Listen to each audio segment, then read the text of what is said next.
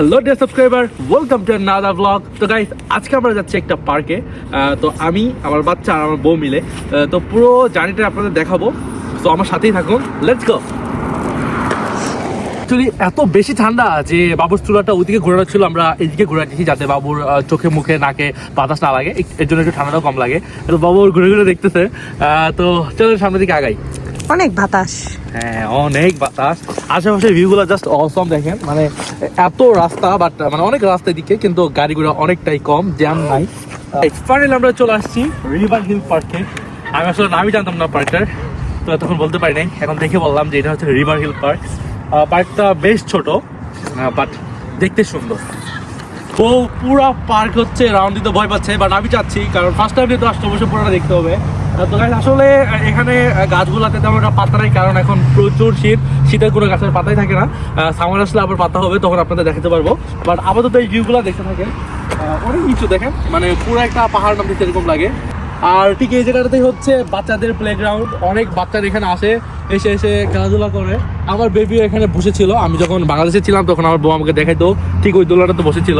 তো ভালোই লাগছিল তখনও, প্লাস এখনও লাগতেছে, কারণ আমি এখন নিজ চোখে মানে সচক্ষে দেখতে পাচ্ছি আর কি।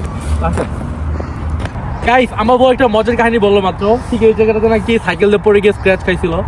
তো এটা কি তোমার মজার ছিল? কয়েকবার পড়ছি। কয়েকবার? কেন, এখানে এমন কি আছে যে বারবার পড়তো? এই যে স্টিপ অনেক, মানে এখান থেকে মোড় ঘুরতে গিয়ে পড়ে গেছি না? আমি হলে জীবনও পড়তাম না। আমি তো শিখেছি তখন। সুন্দর লাগতেছে না অনেক? আমার কাছে তো অনেক সুন্দর লাগতেছে, কারণ অনেক ছোট হলেও অনেক কিছুই আছে, গাছগাছালি আছে, বাস অনেক লোকজন আছে এখানে। আর একটা নতুন খেলা আবিষ্কার করলাম এখানে, এর উপরে ডিল দেয়। এটা খেলার নাম কি আমি জানি না, জাস্ট ছুঁড়ে মারে। আমিও সঠিক জানি না, আমরা খেলছি ভাইয়ের সাথে। ওকে, তো ওটা আমরা কিনে পর আপনাদের খেলা দেখাবো। ওই যে ওগুলার মধ্যে। তো গাইস, মনে হচ্ছে আমি টায়ার্ড হয়ে গেছি, তাই আমার বউকে দিলাম বাবুকে গাড়িতে ঠেলার জন্য। তো কি কেমন লাগছে তোমার? তুমি কি আমাকে ঘুরাতে নিয়ে আসছো নাকি আমি তোমাকে ঘুরাতে নিয়ে আসছি?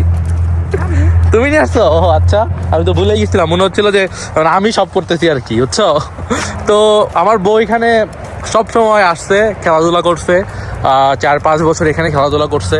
তো তার কাছে জায়গাটা একদম পুরাতন, বাট আমার কাছে নতুন।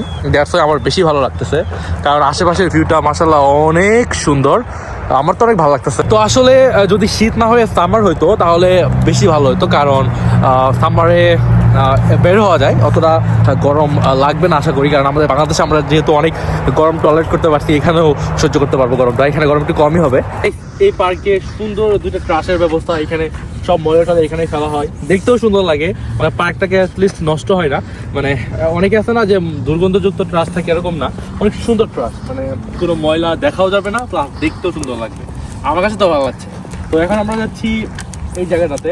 ওয়াইফ যখন হাই স্কুলে পড়তো তখন ঠিক ওই যে স্টপের জায়গাটায় দাঁড়িয়ে থাকতো, সেখানে বাস আসতো, বাস এসে নিয়ে যাইতো, আবার এখানে নামাই দিয়ে যাইতো।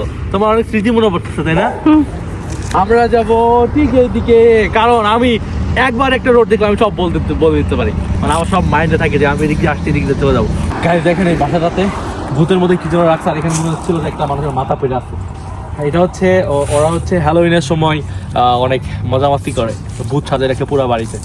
বাড়িতে চলে যাচ্ছি, অ্যান্ড ওই যে ওটাই হচ্ছে আমাদের বাড়ি। এখন আমরা ওটাতেই চলে যাব, আর গিয়ে হচ্ছে মানে কি করবো, আগুন তাপাবো। আগুন তো এখন তাপানোর মতো সময় নেই, রুমে হিটার আছে অলরেডি, তো আমাদের গরম লেগে যাবে।